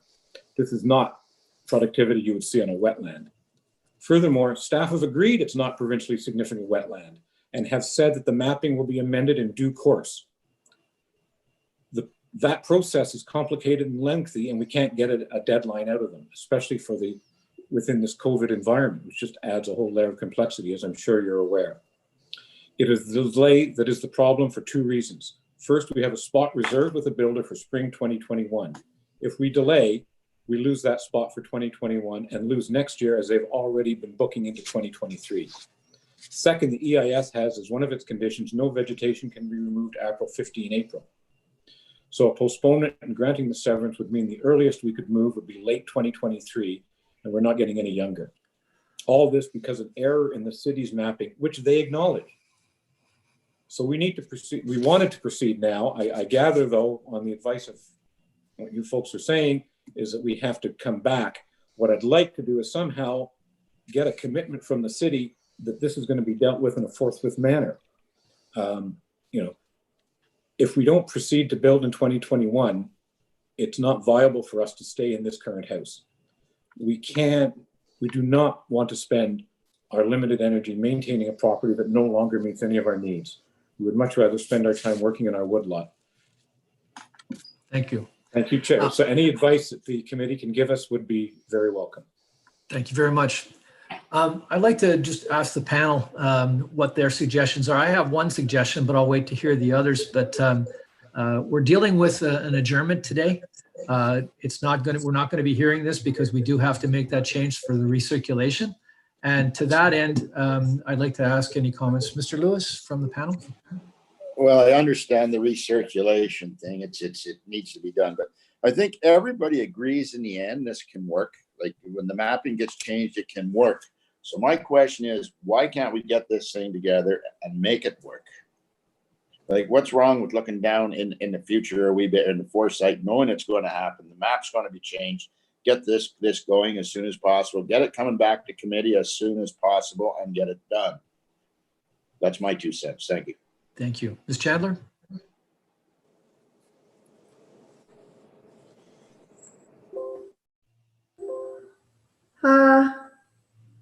I just want to clarify a couple things. We're basically looking at one severance. The other one's been put on Sunny Die. That one severance, the proposal is to move the property line so it doesn't cut through the location where the current mapping shows wetland to be. Am I correct there? Jeff, do you want to address that or shall I? Jeff, can you unmute yourself? Yes, I can address that. It's a few minute conversation. I don't know whether you want me to address it now or once the members have had the opportunity to be polled. Short answer to the question is the mapping is incorrect. It's acknowledged it's incorrect. We are in fact not dealing with a wetland. We're dealing with mapping that has been acknowledged as incorrect. Staff's position is that even though the mapping is incorrect, policy flows with the mapping. Our position is wetland policy should not follow the incorrect mapping. We're not dealing with a situation here where we're demonstrating that the land isn't wetland by way of studies or anything else. We're saying that the wetland limit in the official plan is incorrect based on the information it's predicated on, being the provincially significant wetland mapping. We're not aware of when it changed. We know it did change, and that none of the land proposed to be severed falls within the provincially significant wetland. Our biologist in his study has also indicated there's no other secondary unevaluated wetland within that specific area where the official plan still says it's wetland, and the provincial policy or the provincially significant wetland mapping does not. I hope that answers your question. Thank you. No, because there's two things that I'm hearing here. One is that we should ignore the current EP or the current wetland mapping because it's wrong. Or two, we should move the severance line to go around the current mapping in order to settle the concerns of the city. Which argument are we having here? Thank you. Well, we've come with that solution to move the line this morning. It's only recently come up really as an option that we've considered. That appears to me to be more or less off the table if it requires a recirculation. So I suspect that the applicants wish to proceed on the basis of the sketch as we have it, on the argument that the official plan mapping is incorrect and the policy shouldn't apply to it. Certainly, if we're waiting by way of an adjournment and blowing the applicants out of their ability to build their home in the next couple of years, you know, it's adjourn, sine die, and come back with this application as it is, because the wetland limit in the official plan will be removed. So I hope that explains the situation. We've only offered to move to meet the existing EP limit to try and satisfy city's concerns from a policy perspective, even though the wetland doesn't exist, but the mapping says it does, and cities acknowledge that they can clean it up through housekeeping measures. Okay, so we have two options on the table. One is move the line so that it doesn't cross through the mapping, existing mapping for the wetland to satisfy the city. However, that will result in an adjournment until sometime in January, or until there's recirculation that's happened. And so my first question, just sticking with that, is how much time would that take so the applicants understand, and what would the city's feedback on that option be? Mr. Walker? Thank you, Mr. Chair. So a couple of things. Firstly, I just want to make it abundantly clear that our mapping is not incorrect in the sense. Our mapping is based on the most up-to-date information that we have received from the Ministry of Natural Resources and Forestry. Through the EIS that was carried out by the owner's environmental consultant, we discovered that there was a change in the MNRF mapping, which we were not made aware of until we reviewed this. So I've just confirmed with our policy team that the official plan amendment and zoning bylaw amendment is scheduled to go for council within the first quarter of 2021. And so if the application is adjourned, let's just say to the first hearing in the second quarter, that should be sufficient time for the policy issues to be resolved. Our main concerns with the application as they are presented today is that we need to review this application and comment on it based on the policies that exist today. As per the policies that exist today within the City of Ottawa's official plan, the area is designated as significant wetlands. The policies does not permit development within this, or lot creation within this significant wetland designation. And so as proposed today, the department cannot support it because it would not comply with the policies as it exists today. We will confirm with the ministry that the boundary has in fact changed. We will carry out the official plan amendment and zoning bylaw amendment, which should solve this issue, and then the applicant can come back and get the severance. I would also add that the issues with this proposal isn't only with the policies. There were also some concerns or some feedback that I received on the environmental impact statement that was presented with the severance. If you like, I have a list of comments on the EIS that I can read to the committee, but in the interest of time, if the applications will be adjourned, I don't think it's necessary for me to read those. Okay, we'll get back to you on that. Does that answer your question, Ms. Chandler? You see, we've got a good circle going here. Yeah. I have a whole bunch of questions, but okay. So the one option is you move forwards today with what you got, and the city objects to that. It would probably end up with, if it was approved, it would end up with some conditions, and it's sort of at your risk. So I think that in order to fully explore that option, which is one of what looks like three, because the second option is to adjourn it and wait till the OPA and the ZBA go, like the official plan amendment and the zoning bylaw amendment go through, that Mr. Walker has indicated means that you might be back in front of committee in April with supporting policies. Just to give you some timeline, I'm most interested in the applicants understanding what their options are. So any corrections should be brought forwards now.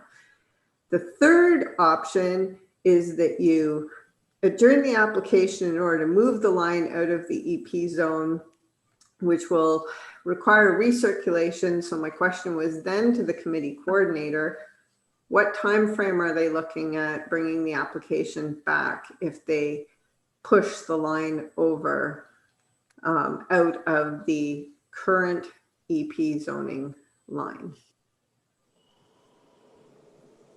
Madam Secretary? Yes. Through you, Mr. Chair, the notice, we have to be conscious of the notice that we have circulated, the amendments to the plan that are going to be required, the fact that we are now looking at 2 parcels of land when the original application contemplated 3 parcels of land. I think we need to do a bit of cleanup here. And the line that Member Chandler is talking about, could you refer me? So if we could put up the current sketch where the parcels have been flipped now, where that line, we have to determine if the applicants want to go ahead with switching that line, where would the severance line land, and what, we have to firm up those parcels and the dimensions of those parcels so that we can circulate a proper notice. Sure. If I may, Mr. Chair? Sure, please proceed. Yeah, so the sketch that you have up there now is not the correct one. That 1.6 hectare lot, there we go. The small one lot to the north, we're adjourning that sine die. We can't get back to deal with that one until late spring, when the vegetative communities are available for us to do the extra work that staff requires.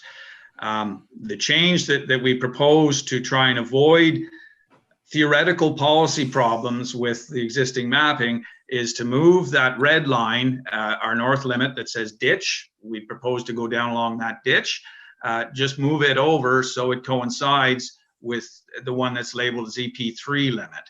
it really is a minor change, about 3.5% in terms of lot area. And to try and keep it regular, we had two options. We could follow it in its entirety, which would make a sinuous line, or we could do something to, to straighten it out, still keeping the entirety of the wetland so that we're not sort of coursing through it, which is, I understand, the basis of the objections. Just back to one other point in terms of the wetland and the mapping. We based our application, and indeed the limits shown in our sketch, on the limits of the wetland as shown on the city's mapping feature, Geo-Ottawa. It does not show any wetland in our area. It does show the EP3 limit, the current zoning, but it shows the provincially significant wetland as lying entirely outside of what we propose to be the severed parcels. So based on that, we proceeded with the application, understanding that we weren't conflicting with the wetland designation there. The Schedule A seems to show something different, although it's at a very sort of large scale. But on review of the province's website for their provincially significant mapping, it's quite clear that the Geo-Ottawa is correct, and our lower portion is not subject to wetland. The only document that shows it is subject to wetland is Schedule A of the official plan. So, Madam Secretary, given that information, when can you tell us that the next hearing date to hear this application would be? After recirculation? If I'm understanding that the severed parcel as shown on that plan is increasing and the retained parcel is decreasing. Am I correct in that? Correct, 0.35 of a hectare. So we would have to, we could get this back on in the first hearing in January with January 13th? If we could get those amendments in, if that's how the clients wish to proceed. Okay. Does that work, the Woods and Mr. Shipman? What do you think? Yeah. The problem is what exists on the ground. In other words, reality should supersede an error or an undated lack of an updated official plan. We looked on the provincial website, and it says that they updated that map in 2013. So, and I think the city is aware of that because they updated their zoning map as well. They removed the PSW designation. So I'm really, I'm just very confused, I guess. And so the problem I'm having with the adjusting the lot line, which Jeff has suggested as a way to assuage the policy concerns of the city, is really a Band-Aid fix that shouldn't have to happen, because they're wrong. And I'm really having trouble wrapping my brain around this. But I guess if that's the only way we're going to get any kind of closure on this, then we would go for the recirculation and move that lot line up. And then at a later point, when the city corrects its mapping, adjust the lot line. I guess that's really the only way we can go. With respect to the EIS concerns, I think the biologist can address all of them. Okay. Ms. Chandler? Okay, so my last question, okay, so I think you're clear on that the fast way through this, that you may get support from the city, and so would be to go with this lot line adjustment. We should check in with Mr. Walker and with the RVCA on their support or concerns with that, understanding that there will also be some condition relating to an EIS, I suspect. And then you could do a lot line adjustment later. That's probably, in terms of you trying to meet your timelines for building your house, might be satisfactory. But so my suggestion at this point, you know that there's three options. That's the direction you're going, is that I'd like to hear from Mr. Lalonde and Mr. Walker on that option. Okay, so we'll go with Mr. Walker first. Thank you, Mr. Chair. Again, a couple of things. I've said this before. It's clearly written in staff report. I want to make it abundantly clear. There is no error in our mapping. Our mapping is based on the most up-to-date that the ministry provided to us. That's first of all. Second of all, if you go into Geo-Ottawa, if you go into the property, you can see the way the EP zone is delineated on the property.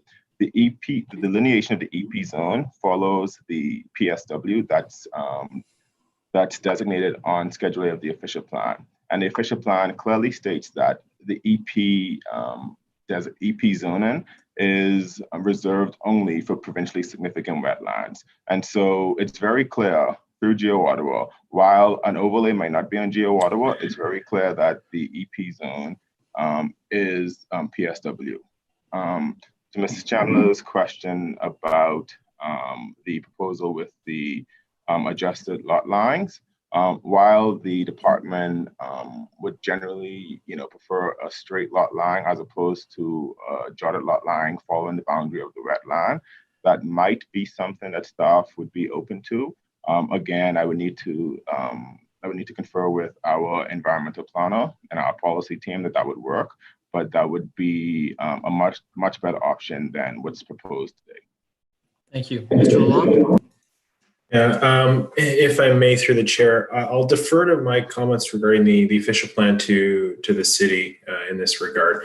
As it pertains to the application itself, with I guess the direction of the options that are put on the table, we're looking at this from the perspective of the EIS that was submitted as part of the review, and with the two lots, the severed and retained as they're showing, I believe there's sufficient land that we would be able to work with it down the road. So I don't think we'd have any objections with the approach of the two lots. Our primary concern was for the application that was adjourned sine die to the north that requires more work before we were comfortable to proceed on that one.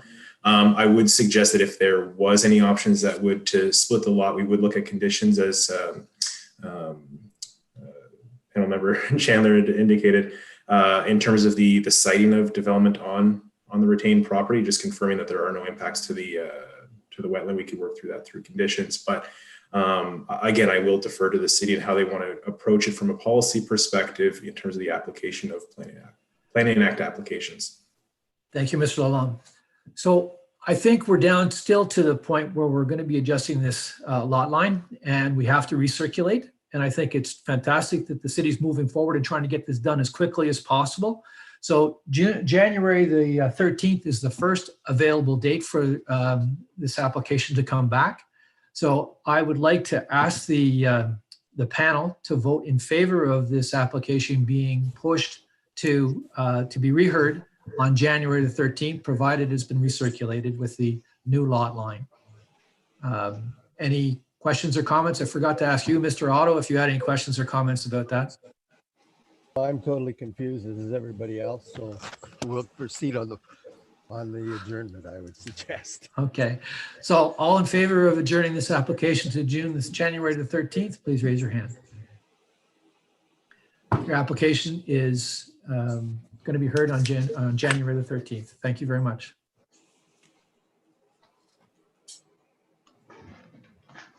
Well, we're going to application number 12. And it's Mr. Shipman again. It's regarding 1980 Alwyn Road and 5151, 5165 Stonecrest Road. Mr. Shipman, I need to administer the oath concerning the sign posting. Do you solemnly swear or affirm that the notice provided by the committee was posted at the property to which the application applies for the prescribed number of days before the hearing, as instructed, and was clearly visible and legible during that time? I do. Thank you. Please proceed with a brief description of what you'd like to do here. Thank you, Mr. Chair. As shown in our sketches, we're proposing to sever two lots from the larger property, which is the westerly end is farmland. The easterly end, where we're proposing the lots, is part of the rural designation in the official plan and would be eligible for two lots. So we're simply moving to sever that land, remove it from the larger farm parcel. We've prepared an EIS, which I understand will require a couple of changes, but there's no serious concerns in that regard. I've reviewed the conditions proposed by staff, and we have no problem with any of those conditions as proposed. Other than that, in the interest of brevity, I'll make myself available to answer questions. Thank you very much. Mr. Walker, any questions, comments from the city? Thank you, Mr. Chair. Staff has no concerns with the proposal, subject to the conditions listed. Thank you very much. Our conservation partners, any questions or comments? No Mr. comments, Lalonde? thank you. Okay, Ms. Ogden, thank you. Any questions, comments, or concerns, Mr. Lewis? Have the road widenings on the retained parcels already been taken, Mr. Shipman? Because it is quite a length. Mr. Shipman? I agree. The road widenings will require a great deal of additional surveying.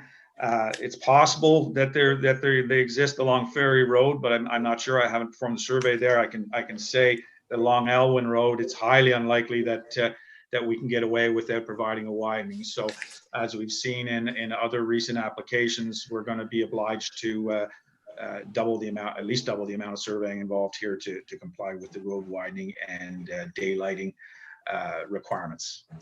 So your Stonecrest Road is not 2 owners, relatively smaller. It's already been done, I guess. There's another lot there. You'll have no frontage left on Stonecrest, right? Correct. Okay, thank you. Mr. Shipman, just out of curiosity, what does it cost a lineal meter to survey the retained lands? Curious. I love that question. Thank you, Mr. Chair. I really can't say. It depends. And sometimes it can be very high. Other times it can be very low. It really depends on the available evidence. I'd suggest in this case, Elwyn Road and Stonecrest are easier. Ferry Road is likely to be much more difficult in view of the surrounding residential properties and the existing survey fabric. So in this case, reasonably speaking, I would suggest that the cost in this case of providing the road widening down through Elwyn and across Ferry would probably be in the vicinity of a few $1,000s. Okay. But we can't evaluate it by lineal meter. It just doesn't really work that way. Okay, no worries. Thank you very much. Ms. Chandler, any questions, comments, or concerns? None. Mr. Otto? I guess one for Mr. Walker. What are these roads? Are they collector roads, local roads, or arterial roads? Mr. Walker? Thank you. Through you, Mr. Chair, staff noted in our report the classification of each road. Ferry, as noted in staff report, is an arterial, and Alwyn and Stonecrest, as noted in staff report, is a rural collector. Thank you, Mr. Walker. Any further comments, Mr. Otto? Just one more. As a rural collector, are they 26 meters or 20 meters? Because apparently there are both measurements in that collector designation, although it doesn't show that in the official plan. Mr. Walker.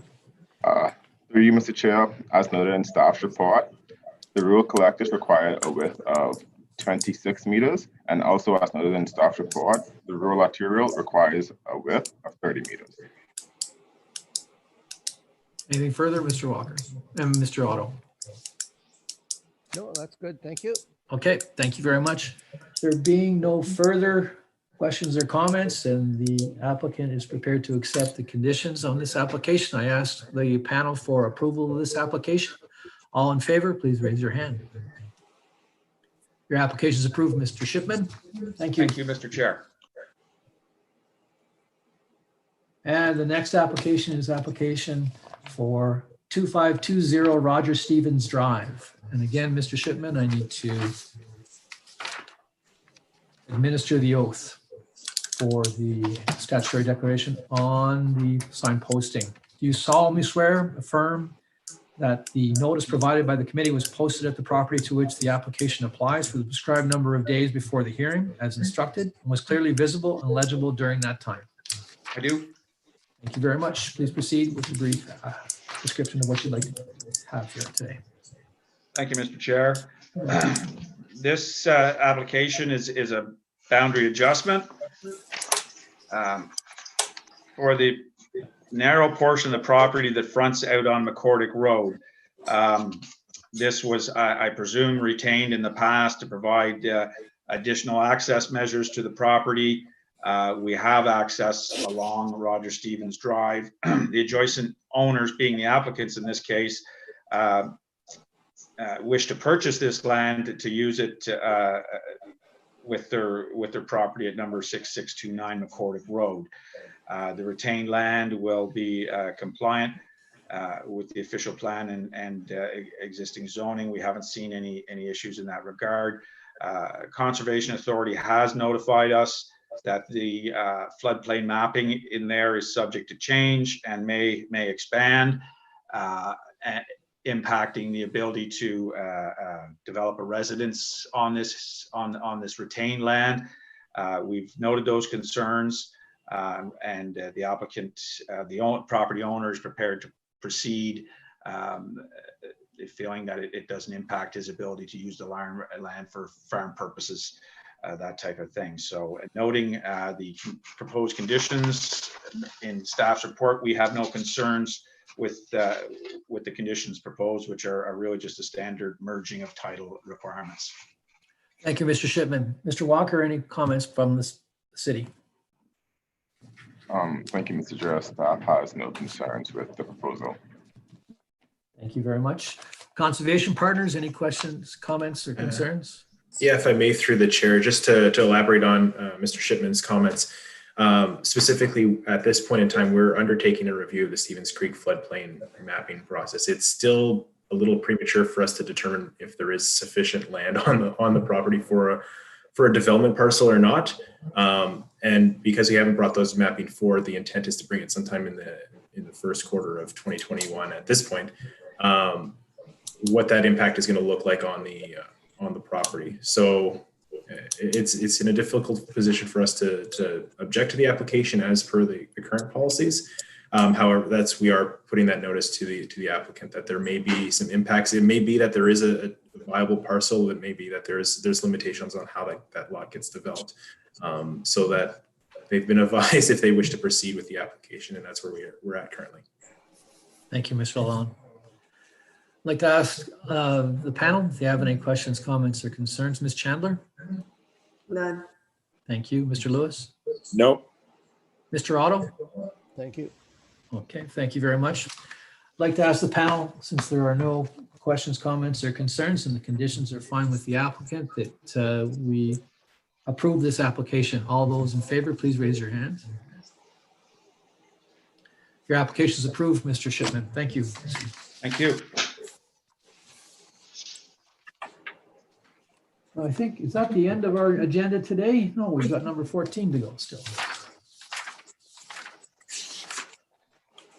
And I believe this one's yours too, Mr. Shipman. This is having to do with address 1826 Dunrobin Road. Mr. Shipman, I need to administer that oath once again. Do you solemnly swear or affirm that the notice provided by the committee was posted to the property to which the application applies for the prescribed number of days before the hearing as instructed and was clearly visible and legible during that time? You swear? I do. Thank you very much. Please proceed with a brief description of what you'd like to hear. Thank you, Mr. Chair. This is a fairly straightforward boundary adjustment. It would add approximately 0.16 hectares of land to a very small property at the corner of Dunrobin and Kerwin Road, that being number 1806 Dunrobin Road. We'd be subtracting the land from number 1826 Dunrobin Road. However, we'd be leaving it with plenty of lot area in compliance with both bylaw and official plan. It would greatly enhance the property at 1806 because it's, as it stands, is terribly undersized. So this would greatly improve that property and give it some rear yard area, that type of thing. So noting that there's no concerns raised from the Conservation Authority or from staff, and having had the opportunity to review the proposed conditions, we have no concerns with staff support or the conditions proposed. Thank you very much, Mr. Shipman.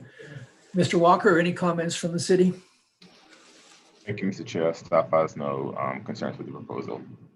Thank you very much. And I believe Conservation Partners also have no objections.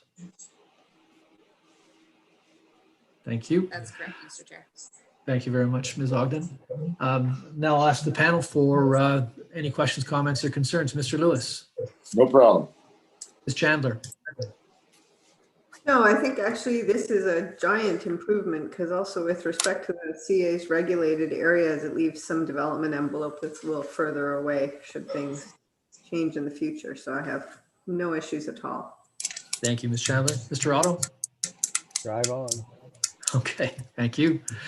So that being said, I'd like to ask the panel for approval of this application. All in favor, please raise your hand. So everyone is in favor. Your application is approved. Thank you very much. Thank you, Mr. Chair. And I believe that concludes our day, or are we doing number 15? I think we've adjourned that one, right, Mr. Shipman? Correct. Okay, so that concludes our day. Thank you everyone very much for your attendance today, and have a great day. Bye for now.